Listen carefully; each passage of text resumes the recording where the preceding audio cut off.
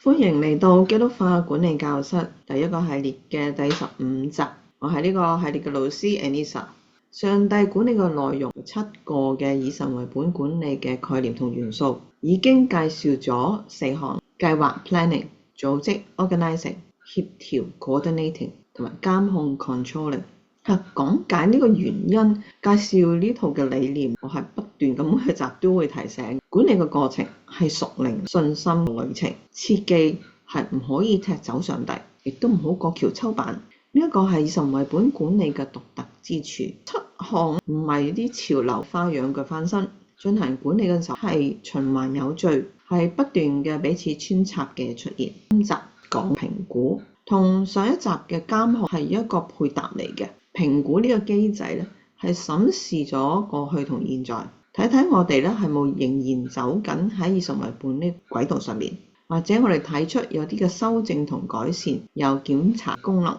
現代嗰個企業評估嗰個重點係偏向咗咧績效考核同埋獎金分配。但以神為本個管理咧，都會係需要睇個績效考核，但唔係主要。評估一般可以俾一個客觀嘅檢查結果。而以神為本咧，係超越咗地上嘅標準，涉及屬靈生命嗰個審視同內在嗰個悔改，係從屬同重塑監控同步去重新詮釋。上帝對我哋個審判唔係最終極嗰時先發生嘅，每時每刻都係佢嘅監察同引導。評估自然就唔會停止，幫助亦都唔會停止嘅喎。如果行為執行佢嘅工作犯罪同得罪佢，聖靈係會提醒嘅。上帝嘅評估唔係一年一度，用意係要我哋去反省、審視同埋改善，從過失裏邊悔改，唔係追求地上成功。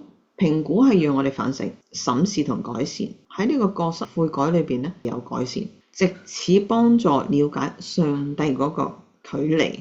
計劃嗰個標準係尋找上帝嘅標準，客觀啦同有量度性嘅意見。應用個功能包括咗評核、策劃、估算。使用評估嘅核心標準同方法係直接反映出政策同埋運作個程序個基本嘅規劃，或者有價值觀、人觀同世界觀。地上進行嘅評估用意只係睇地上關心嘅事。以神為本個管理嘅評估係採用咗核心價值同4大原則，係用上帝嘅視角。基督徒嘅侍奉生活唔能夠只係喺地上嘅評估做判斷。上帝審判嘅日子仲未嚟到，評估涉及程序、架構同埋回應，面對優點、弱點、困難同機會，提供俾其他6項嘅概念同元素做參考資料。喺事工管理類別裏邊當中，好似籌劃嘅項目管理都會常用到。評估唔係喺結束嗰陣時先搬出嚟，係有中期嘅檢討啦 interim review 呢個步驟。我哋擔當做管理，因為都係仍然冇神性，需要被上帝嗰個管理評估下啦。當我哋進入評估嘅時候，要保持受託僕人嘅正確態度。負擔重責嘅僕人，即使做得好亦都冇功勞，因為一切嘅主權都喺上帝嗰度。早啲知道自己個狀況係一件好事嚟嘅。僕人都有責任係從過失當中悔改。評估審視之後有悔改行動方案，引導我哋去接受教訓，正面嘅保守自己嗰個心。聖經係提醒我哋㗎，上帝個別嘅僕人咧係會算賬嘅。評估係嚴謹嘅。詩篇嘅作者特別係大衛個禱告提醒上帝喺度監控係正面，保守佢嘅心。我哋應該持有好似大衛嗰個意願。上帝嘅評估歷史悠久，包括咗列王記上下、歷代志上下，由創世記已經用相同評估嘅標準係評估以色列民，唔分嗰個階級，平等嘅對待。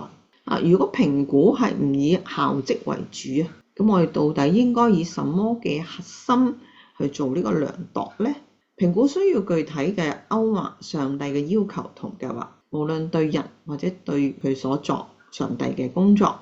評估係幫助提高對屬靈同屬血氣爭戰嗰個敏感度，包括檢視舊我嘅表現，好似貪婪、心裏剛硬同新我嘅成長、公義聖潔之間嗰個差異。評估嘅內容唔係睇下成功或者係順暢，係幫助我哋發展與他同在信心嘅程度，數算佢嘅供應。